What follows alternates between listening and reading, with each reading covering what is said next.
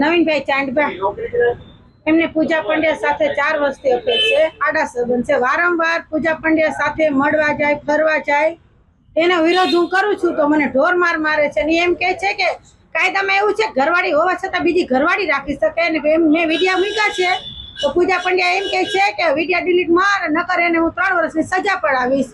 તો મારો હું વાપતી, મારો ઘરવાળાને લઈને બેઠી, એને લઈને ફરે હરે તો મારે કાંઈ અધિકાર જ નથી કાયદામાં કે લેડીઝ હોવા છતાં લેડીઝનો ત્રાસ દયા કે લેડીઝને ઢોર માર મારે।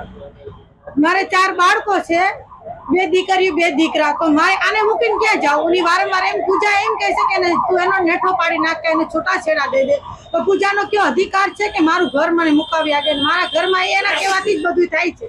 મારા આજુબાજુમાં પૂછી જાવ પડોશમાં કે આ બેન ત્યાં 15-20 વર્ષથી રહી છે, મારા ઘરમાં કોઈ ઝઘડા નતા થતા, 4 વર્ષ સતત ઝઘડા, પૂજા પંડ્યાના મેસેજ, ફોન બધા મારી પાસે પુરાવા છે। મને ખબર એમ પડી કે એના નંબરમાં, પૂજા પંડ્યાના નંબરમાં ફાઇનાન્સ લખેલું હતું અને મને ખબર પડી એના 4 વર્ષ જેવું થઈ ગયું।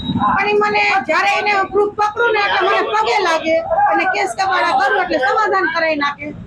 સવારે સમાધાન કરે, બપોર પછી બે એક આવું મારી ઉપર 4 વર્ષથી કરે છે ને મને એમ કે છે તું ગાંડી છો એટલે હું આ સમાધાન કરું એની માટે ફાયદો ઉઠાવે છે। મારે આની માટે ન્યાય જાય છે, મારે 4 બાળક મારે શું કરવાનું?